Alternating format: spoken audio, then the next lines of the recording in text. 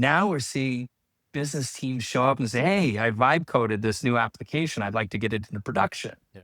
And the tech team, they're going nuts because they're like, wait a second. This got to integrate with our enterprise architecture, our data layer. It's got to be secure. There's a whole lot we got to do to get industrialized and into production. Welcome to the Talking AI podcast, where we talk AI with both experts in the field and early adopters. I'm your host, Matt Paige, and we're here to demystify AI for you so you can get some value from it. Let's talk some AI. In the past few months, we've watched Anthropic almost single-handedly cause many market panics across multiple sectors. They've put out security scanning and code review capabilities, and cybersecurity stocks tanked. They showed how Claude Code can do COBOL modernization work, and IBM dropped 13%. And with each new feature release, they're driving some to call it a SaaS-pocalypse. And the market's trying to figure out what AI is about to replace next. But what actually is happening inside the companies doing the work, and that's what this episode's about. I'm sitting down with Dan Priest, the Chief AI Officer at PwC. He oversees their massive AI investment, works with the vast majority of Fortune 500, and has a front row seat to what's actually happening behind the headlines. And the reality sometimes looks very different from the narrative. And we're getting into what companies are actually doing to get ROI, where they're wasting money, why most organizations are measuring the wrong things, and what leaders are pulling ahead and what are they doing. This is your AI reality check. Let's get into it. Welcome to the show, Dan. Thanks, Matt. Glad to be here. Yeah, this is going to be a fun conversation because we're getting beneath all the crazy headlines that are going on. And like I said in the intro, the last few months, we've watched this Anthropic almost single-handedly cause these mini market panics across all kinds of sectors. And it seems like each new feature they put out, it causes shockwaves through the markets. But what's actually going on here? Is the market correctly pricing in this disruption, or are we watching an overreaction play out, or is it something in the middle? What's your take on what we're witnessing? Yes, and probably yes. It's all of the above. It's, the disruption we're seeing in the SaaS market is in some ways rational, right? It's that the investors are looking out and say, hey, we've got to price future earnings. And the clarity on those future earnings around SaaS companies has gotten a little less clear because of these announcements you just referenced. Mm-hmm. And so classic, investor logic, what's the discount rate? What's the appropriate discount rate to reflect certainty or uncertainty, the level of risk they're signing up for around those earnings? And the discount rates have gone up, so the valuations have come down. And I would just sort of summarize by saying there is still hype out there that factors in. There's a lot of reality, though, a lot of reality to build with, and just a ton of confusion. Mm-hmm. And so investors are trying to make sense of this complicated world. Management teams are too. And we're starting to see patterns emerge where leaders are doing certain things around business strategy that factor in AI. And they're starting to develop approaches to rebuilding critical capabilities to compete and win with AI. And they're getting ahead. And then others are trying to make sense of all those market gyrations that we're seeing. And there's a little paralysis around how do I get started? Where do I get started? What should the returns be? How much should I invest? And they're just trying to make sense of that. And some are doing a better job than others. Yeah. And this is not a finance podcast by any means. So you're still in the right place if you're here for the AI. But you hit such a core point, because when people are pricing equities and how the market's pricing them, it's based on expectation of future cash flows.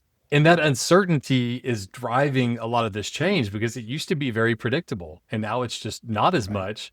And the interesting thing is too, executive teams are seeing all of this. So they're getting pressured by the board by what are we doing in AI, because it's causing all of this panic and hype and demand and all of that.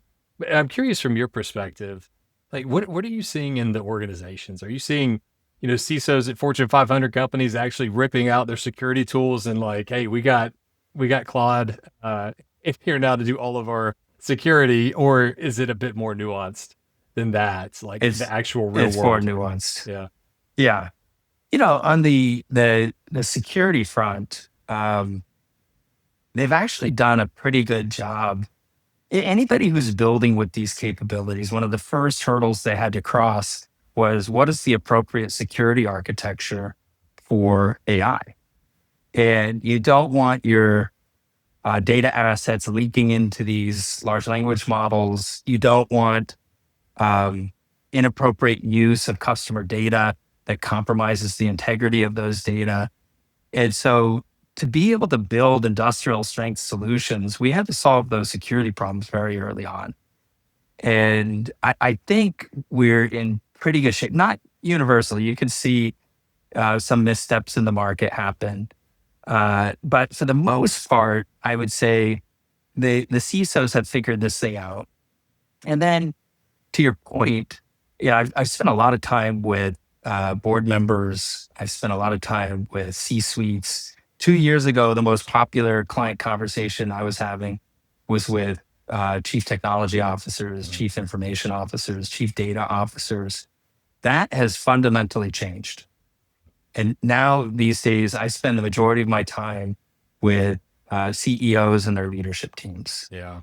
And it sort of signals the shift that's happened, that the technology is good, and we can talk more about that because it's really good. It's not good at everything, and the leaders are figuring out where is it industrial strength and where is it still maturing, and there's some flat spots still. But CEOs are also to the point about the pressure they're getting from boards and the investor community. They're saying, figure it out. We should see a demonstrable investment being made in AI. We want to move beyond experimentation.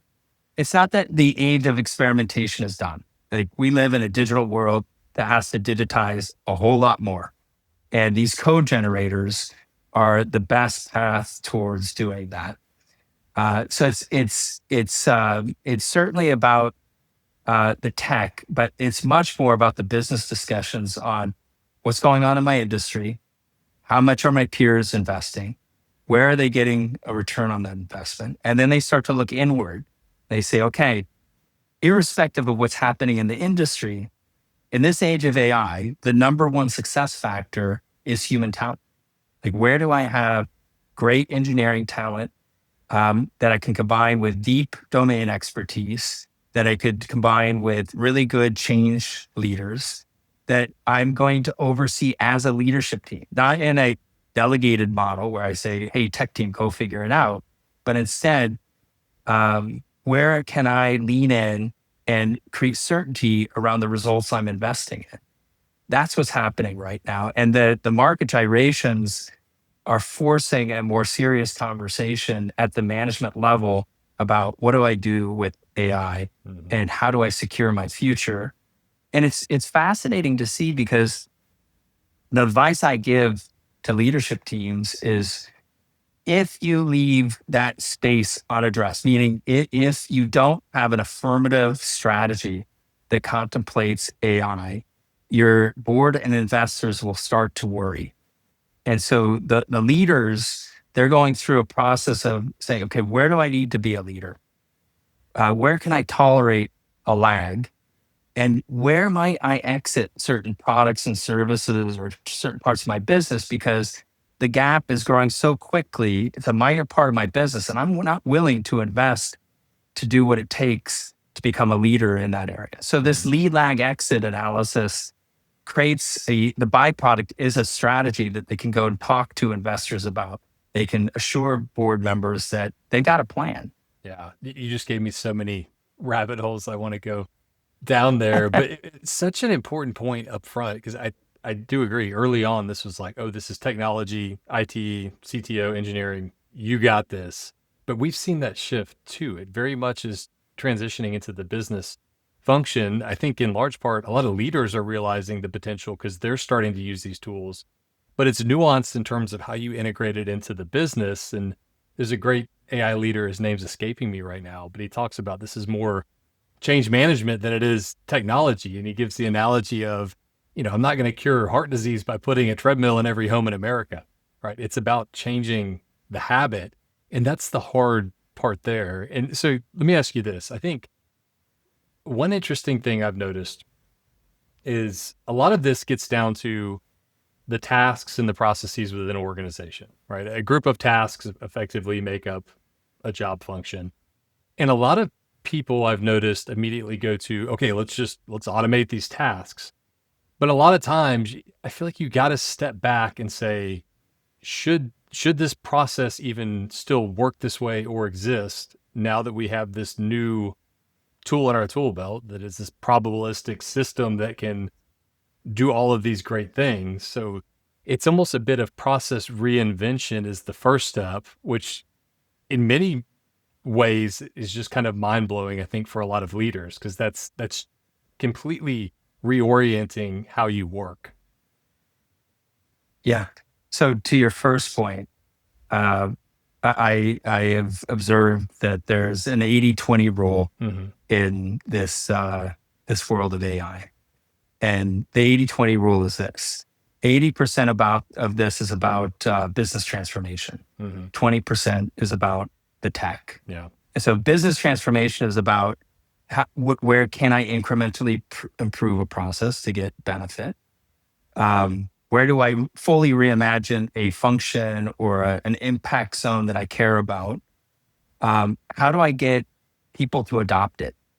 So innovation is far outstripping adoption right now. Yeah. And so, like, figuring out your people strategy to drive adoption, figuring out the new partnerships that are required to create value for the enterprise, figuring out how the operating model and maybe even the business model, like how do you compete and win and make money in the market?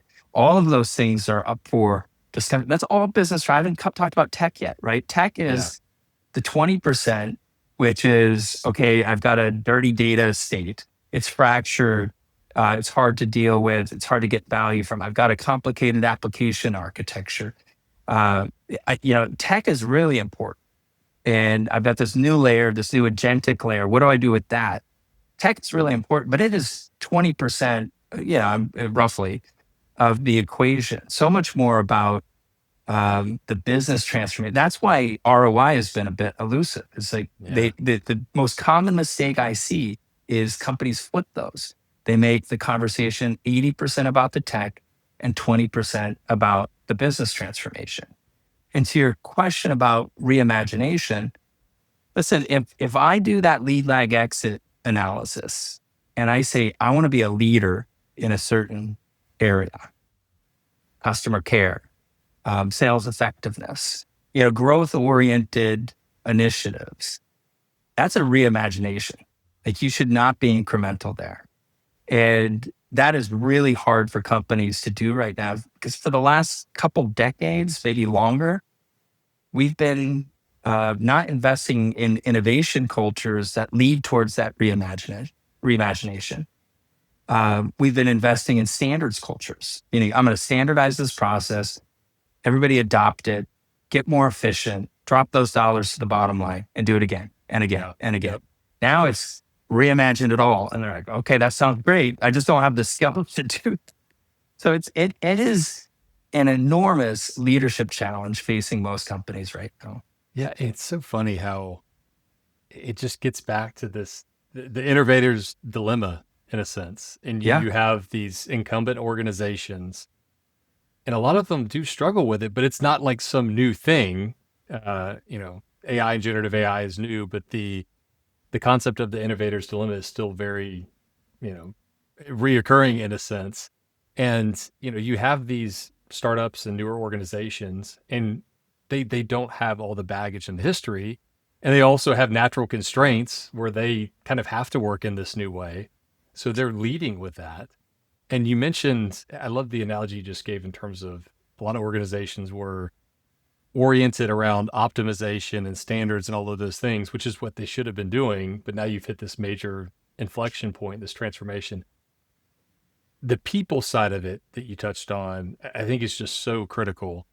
And it's extremely elusive in terms of, okay, well, how do you actually drive adoption in the organization with all of your people?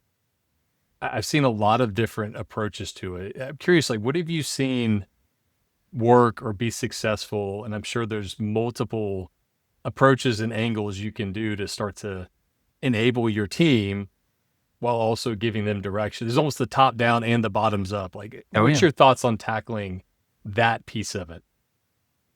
It's exactly what you just said. It's top down and bottom up. So what we're seeing the leaders do is two-track transformations. And track one is that reimagine track that you referenced earlier. Track one is I've picked my spots. I know where I want to lead. I know what the shifting table stakes look like. I have to be successful in these areas. And track one gets a lot more management attention, a lot more investment, your best engineering talent, your deepest domain experts, your best change leaders. Right? Track one is I'm going to make this thing successful because the future of my business depends on it. Track two is where everybody started, frankly, which is I don't know exactly what to do with these tools. So I'm going to give it to the tech team and I'm going to give it to the citizenry, the corporate citizenry, and ask them, go figure this out, right? Tell me where there's some good opportunities to apply AI. And that track is important still, right? Because you want people to get comfortable with the tools. You want people to start incorporating them into their ways of working. It just doesn't produce the big transformational outcomes that management teams care most about. And you might be pleasantly surprised with some bright spots that emerge in that track too, like some pockets of innovation that flow. But that's not where we're seeing the outsized impact. We're seeing it top down, much more strategy driven, much more leadership led, much more intentional. And that pivot has made a big difference. And just being able to organize your thinking around, I've got both tracks activated. I'm managing them in very different ways to get the right results. Mm-hmm. Yeah, it's almost like this, you almost have to give permission plus provide the direction, I've noticed, because a lot of folks, especially early on, they were very restrictive in terms of the use of AI, which logically that makes sense. But what I see on the ground is a lot of people are just scared to use the tools in a sense. So they're Yeah. not adopting them. So I think that's one interesting piece about it. But how do you think about that? Because literally, I can go a week and there's 5 new amazing tools that have come out. OpenAI's done this, Anthropic's done that. How do you think about, more specifically, what tools you're leveraging while also giving the autonomy to use the best tool for the specific job function or role? Any nuance or interesting approaches you've seen within larger organizations that may have Yeah. more, bureaucracy on that side? Yeah. A couple of things. One is in the beginning, there were hard choices made about which tool you're going to use. Yeah. Now we're seeing companies choose not to choose too soon. So you see things like model gardens emerging, where depending on the architecture, you're getting the best of all of the tools or all of the models, and they're good at different things, right? And you want to have access to the best one. To your point, it's been really fascinating to watch the arms race around the tooling, the level of investment these model providers are making, the blistering pace at which they're improving, and the rankings just keep bouncing around, right? Like the leader today isn't for sure going to be the leader tomorrow. In fact, if we look at the last couple of years, you can bet that there will probably be a new tool, a new release that's whiz bang, and you're going to want to take advantage of.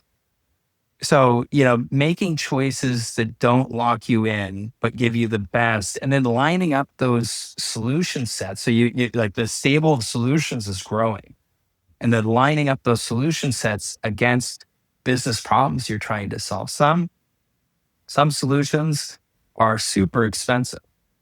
And you might be willing to make that investment because they're solving a $50 million problem. I'm going to spend 25 million because I'm solving a $50 million problem, right? That the benefits of that problem are significant, or solving it. That, then there's this value curve where you start, moving across the enterprise and like, well, not all problems produce $50 million in benefits. And so I need a solution that's fit for purpose, capability wise, and the economics have to make sense too. So I fill out that solution set. So I start mapping it to different business problems going after. That's one point on the tooling. The other is it just ain't about the tooling, right? Yeah. It's if you believe what I said before and you're AI pundit, it's mostly about the non-technical skills Mhm. that have to become AI powered. Yeah. And that is much more about how should this process run with AI? That's not a tooling question. That's a business question. Or, what should the configuration of my partnerships look like? Or how do I get people motivated to change and adopt? Right? These are all business skills that are now AI infused, and it's interesting to see companies, they continue to invest in the tooling layer, but give short shrift to all of the other non-technical AI skills that have to get developed to be successful and get an outcome. And so it's sort of get the right tooling in place, be careful about lock-in or creating solutions that limit your optionality. That's important. But then also recognize that, like every other big change in business history, there's so much more than just the tech. We keep learning that lesson over and over again. And you've got to invest in a modern apprenticeship model where people who use the tool they reimagined the process, reimagined how work will get done, reimagined the people models, all those non-technical skills, pair them up with the rest of the teams that are taking on similar problems and help them be successful and create these feedback loops so that you can get the outcomes you want. Yeah. No, I think to a certain extent, you almost just have to keep your blinders on because once something great comes out with one tool, give it a week. The next one will probably have the same thing. But there's this interesting. I want to get your take on this. So I've noticed this in my own team. I covered strategy. We also have marketing as a function in my team. But I've noticed this like bleeding over and blending of roles in a sense to where my analyst and strategist and writer and designer, they all can do more and they're also bleeding into the functions of their counterparts. But it's almost been a good thing to where they can take a concept or whatever thing they're working on further than they used to be able to in the past. And there's this sense of, you can now do a whole lot more. And there's this narrative of, AI is going to take all of our jobs. And I think we're seeing some of that play out. You saw Block do layoffs. You're seeing all of this happen. But in a sense, though, and just curious your take on this, I feel like the bottleneck within a system's always going to shift to wherever the bottleneck is. There's always going to be a bottleneck that exists, right? And I'm not just doing the same amount of things. I'm doing way more, and my team is way more capable.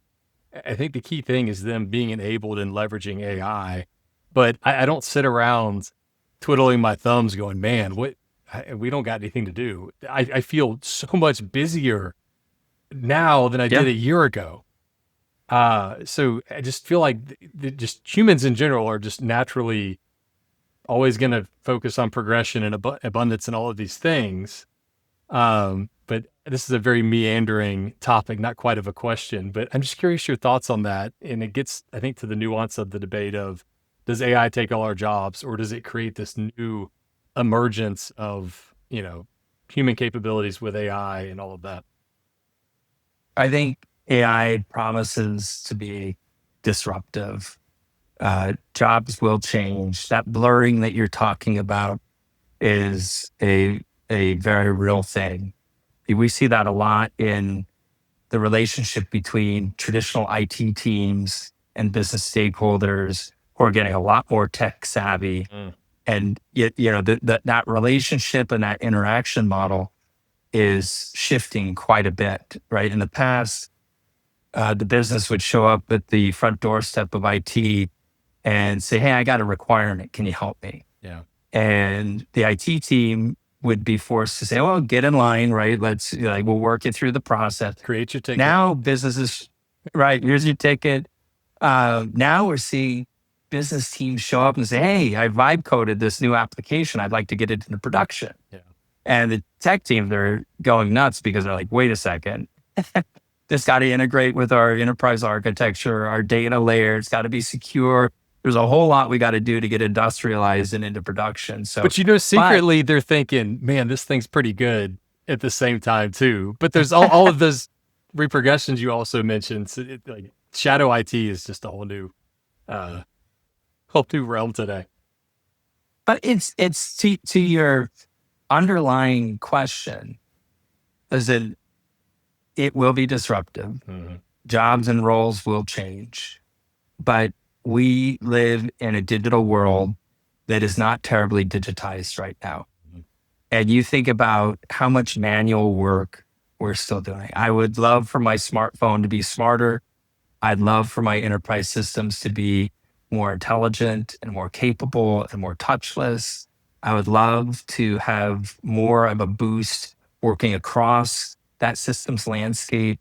And that's what AI promises to do, to free us up from a lot of the scut work that we've been doing to, contend with this really complicated enterprise architecture we've had to live with so long, and then find new value pools and go after them aggressively.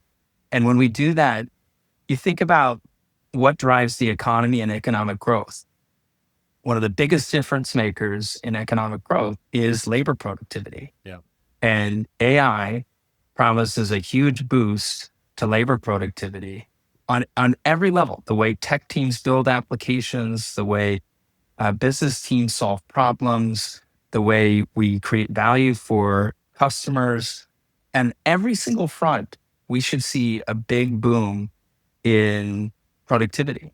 And that should create a growth economy and new opportunities. And people, this is the hardest part. People have to be change ready. And so we could spend a whole podcast just on like the future of organizational design and getting people change ready and getting them moving up that value curve towards new roles. That is the highest potential play with AI and the hardest thing to do. So I saw this random video. It's on Instagram or something the other day. It was this guy having a conversation with, ChatGPT or Claude or something like that. And he was like talking in context of tokens. And he was like, "Hey, how many equivalent tokens do you think I produce as a human in a year?" And it's like, "Oh, you do so many great things," and just being completely sycophantic. And it's like, "Probably about 5 million tokens. Like it's amazing." And he goes, "Wait a second, 5 million tokens? How quickly does AI produce that same 5 million? And what does that cost?" And it's like, "Oh, about a minute or two." And it's like, a couple bucks or something like that. And this person's having this like realization and epiphany moment. But the nuance is, though, that human that's learning how to leverage these tools is just completely expanding their capability set. And I think that's such a critical thing. And where I tell most people, it's okay to be kind of scared and resistant to it, but you got to start leveraging these tools because it is about expanding what you're capable of doing. And it just enables you to not only do a lot more, but be a lot more attractive in the labor market to the point you were just mentioning there. Yeah. And these models are not above self-promotion either, right? So Exactly. they will do some things really well, and they're still struggling with other things. I will tell you, the human value proposition today, tomorrow, next year, in 5 years, it is extremely strong. It's just different. 100%. And you kind of have to know that it's, what I talk to clients a lot about is think about your accountability model. Mhm. And so our business, we have, licensed CPAs, we have people who have certifications, we have people who are trained extensively to do certain things. And therein lies a layer of accountability that's super important. Like nobody's going to go to that AI agent and say, hey, you really messed that thing up. We're going to have a talk with you, right? It's going to show up in your performance review. Or if you really messed it up, like we're going to fire. Nobody's going to have the termination conversation with an agent. Yeah. The accountability still rests with the human for all those reasons I just mentioned. And that's a natural governor on how fast or how far all of this goes.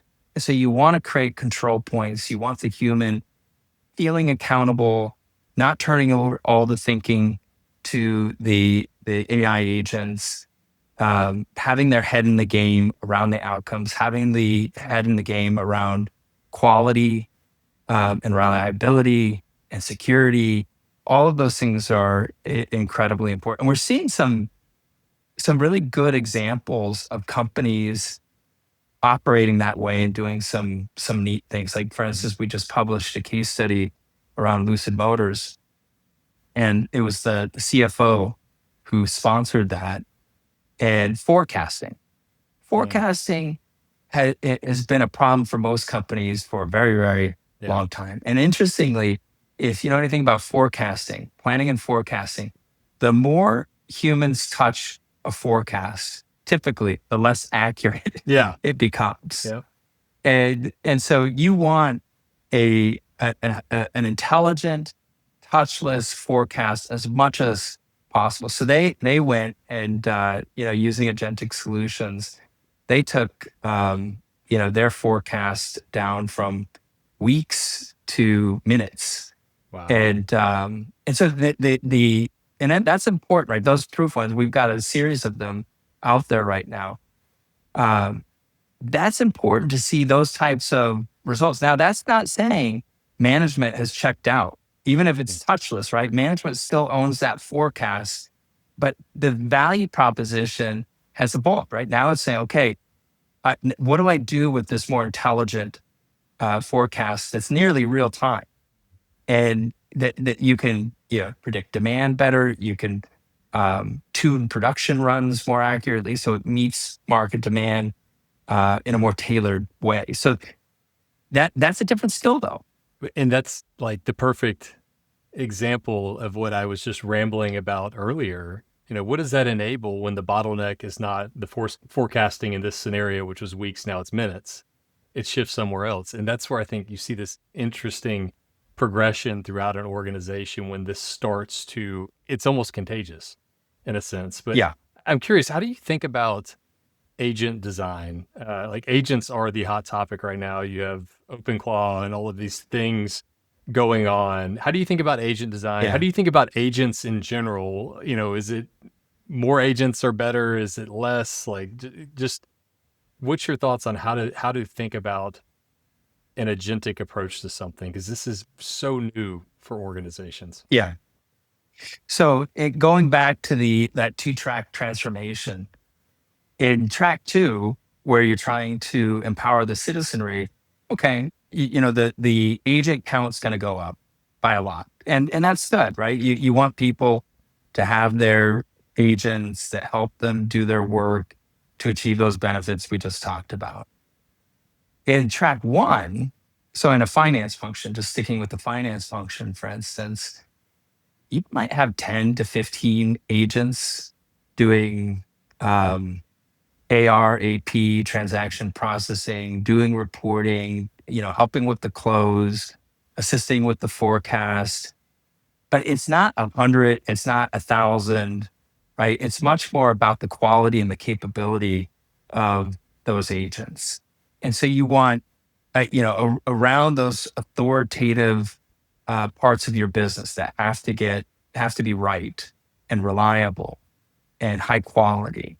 It's much more about, one, It's not just agents. It's going to be a hybrid architecture. You're going to have machine Yes. learning. Yeah. You might even have RPA still involved, right? You're going to have a hybrid architecture that produces reliable quality results. And the volume is going to come from the users adopting those authoritative agents. And there'll be a feedback loop. The more users using that small subset of agents, the better those agents should get. That's one. Two, I also see the agent layer of the architecture evolving from, I'm going to put a bunch of agents into production, and now I've got a management channel. And that's not a less complicated architecture. That's a more complicated architecture. And so these agents, I think, will also start to mature into agentic applications. Those 10 to 15 agents will start to look and feel a little bit more like an application layer. It's just that it's comprised of agents who are highly expert and authoritative and producing quality outcomes.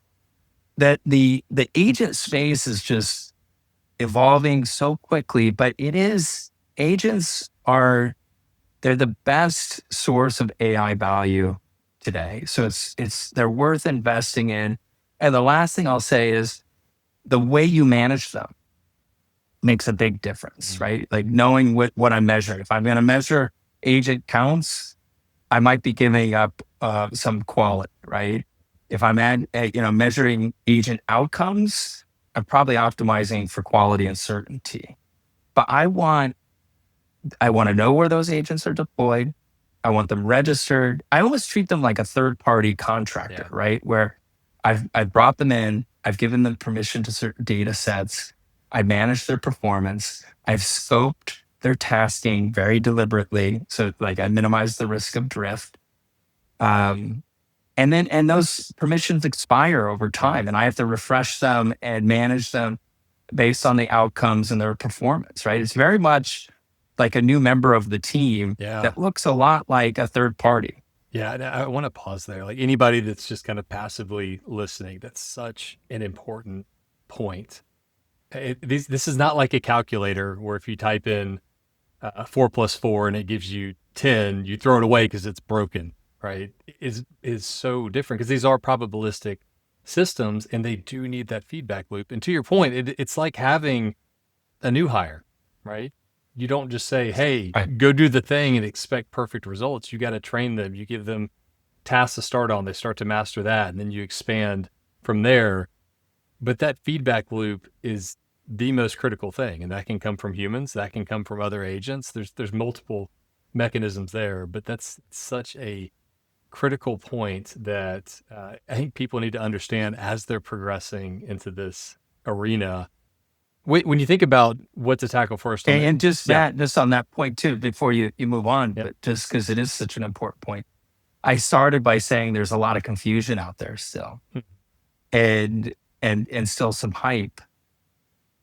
Some of the hype is around what these agents are good at, and they are probabilistic. They are not good at everything, although they're getting better every single day. But you can see like model quality is improving, but it's still not perfect. I'm talking across model. I'm not picking on any one, but model quality is improving. They're really good at qualitative tasks, because of how they were trained originally, right? They were trained on more qualitative data. The way these models tokenize, they're a little less good at the intensely quantitative tasks. That's why I was saying, think about machine learning as a part of your solution set, because machine learning is much more deterministic. And so you kind of have to know what you're building with, and you're building with a maturing capability, not a fully matured capability, but a maturing capability. Even task length, the ability for these models and agents to concentrate for a period of time on a particular task, there are limits to that. And so it's important to know, and they're measuring that now. It's important to know, like, and you see anecdotes of, hey, I kind of like the offshore model. I gave my agent a task, and I went to bed, And I was expecting this great outcome when I woke up the next morning, but overnight it had drifted, right? And Yeah. the quality was a problem. It's because of task length, Yeah. right? And like it's the ability for that agent to concentrate for a sustained period of time is rapidly maturing. They suspect by 2027, 2028 timeframe, it'll be up to like a 40-hour work week. But right now it's a little over 2 hours. So you just have to know what you're building with and build and design accordingly. Yeah. Or you give it the wrong API keys and you wake up to a massive bill for something it decided to Yeah. do and it optimized for incorrect. I always go back to the Silicon Valley TV show where it just ordered hundreds of pounds of meat because it was more efficient and it was optimizing for, some price efficiency or something. But it technically got to the outcome. But so there's this interesting thing too, and I think access to the tools can help with the deterministic things. But systems of record and the SaaS-pocalypse where we started it, let's bring it back full circle here. Do those become less important, more important? Because these agents, they need access to this, quality data, which in large part Yeah. resides in these massive systems of record. And then, you see uh, stories of people, oh, I vibe coded a CRM, but should I be vibe coding a CRM? Does that actually differentiating my business in any way? So what's your take on system Yeah. of record? And then, what should you be building with AI in a sense? So you can imagine the number of conversations we're having on this exact topic. Yeah. I just did another one this morning. We're working with different clients to figure out what is the future of ERP and SaaS. And, the future promises to be different. Yeah. Nobody can That's the say with best absolute certainty. quote I've ever heard. The future promises to be different. I'm going to use that from now on. Well, and these application vendors know it too, right? They're facing an existential threat. But to your question, I want so I said before, we're living in a digital world that has to digitize a lot more. Mhm. And am I going to go after ERP right now, or do I go after like a very target rich environment that is going to be differentiating and help my business grow and create a great customer experience? I believe this is one person's opinion. I believe the ERP value proposition remains strong, but the ERP footprint is certainly under pressure, right? And maybe the footprint contracts or the focus of the ERP gets more focus. But even those model providers or the application vendors, they know that. And so they're going to build out their agentic layer, right? And they're going to give you options to use their out of the box agents, just like some companies are building themselves. And so you have to be. So one, I don't think ERP is going away. Yeah. You want a clean core. You want to be in the boat with your industry peers who are constantly enhancing those ERPs, making sure they're compliant. There's a lot of value left there, but you do have this growing agentic layer that will start to encroach a little bit. Yeah. And so you have to make choices about what scope am I buying from the ERP vendor, the SaaS provider, am I building bespoke because I think it will make a difference to my business. And what parts of this new agentic layer that those SaaS providers are building out do I want to take advantage of? Mhm. And so it's opening up a host of really interesting conversations. But in the foreseeable future, I would not be going after replicating through vibe coding. Yeah. Yeah. Well, it's funny. I vibe coded Microsoft Paint this morning for no reason, just because I could vibe code it, and but Yeah. there's no value in that. It was just fun. But it's another random rambling, and then we're gonna wrap this up. And I'm curious if this triggers any other thoughts from you. And this is just personal experience. Like I'm sitting here, every tool I have is coming out with their new agent or agentic thing, and I'm sure they're great. It's like there's almost this overload in my mind of, oh man, I got to figure out how to work with this one and that one. But then on the other side, you have the frontier players, and they're getting into these connectors and skills and things like that, to where the model just knows how to go use the thing. And it's two Yeah. different strategic approaches that are emerging. And, one thing strategically, you could think, okay, I'm going to go build my agent for my system, but it's almost like, should you almost be just making your product easier for agents to use, I think is the other angle of it. And, your agents being able to interact with other agentic tools is the other side. But curious your thoughts on like that strategic decision, because boardrooms want to see that new AI tool and feature that you have, but is that always like the best thing to do strategically? No, I mean, the answer is going to be no. It is sometimes, but that's why we're spending a lot of time at the management level Mhm. figuring out what is your strategy. And it's definitely a strategy discussion. And you do want to architect your agent layer in a way that it avoids lock-in, right? It takes advantage of these rapidly improving, rapidly emerging new capabilities. Mhm. And that collaboration, that agent collaboration that you're talking about, again, it ain't simpler, right? It's more complicated. And you're going to want to have architectures and controls and, decision frameworks that allow you to decide, I'm building this, I'm going to, buy that, I'm going to rent the other. Mhm. And then it all has to operationalize. By the way, going back to the ERP and SaaS providers, a lot of teams are focused on the cost to achieve, but Mhm. all of the value happens once it goes into production. And then you're in a continuous improvement model where you say, okay, this new thing's entering. I've got to enhance the other. This new reg just came out. I've got to enhance that. Like you have to maintain it in a run environment in a way that you haven't before. Yeah. And all of that needs to be figured out.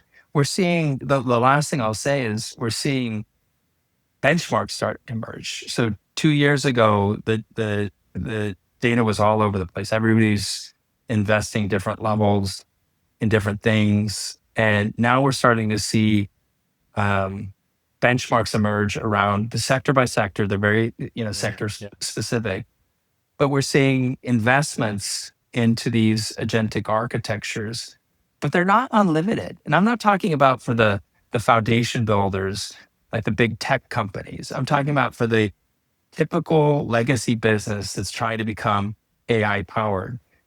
Those budgets are not unlimited. Yeah. And so you have to make your choices strategically and place your bets. And the only way you can do that is one, have a view of your business strategy, know where AI is going to make a difference, know where it's going to be growth oriented and, growing revenues, know where you've got to get more efficient. You're just simply chasing table stakes and then know how to manage it all, right? Like this environment we're creating is a lot more complicated. And the only reason you invest in more complicated architectures, tech and business, is if you think there's a payback, right? Yeah. And we're seeing hard evidence that the juice is worth the squeeze if you pick smartly. Mm. Yeah, it's such a great spot to finish up there. Such great insight into how enterprises are thinking about AI, tackling AI, and this nuanced progression that's happening over time. But Dan, thanks for talking a little bit of AI. Where can people find you? Where can they learn more about all the cool stuff that PwC is doing in the AI front? Yeah, thanks, Matt. I enjoyed the conversation a lot.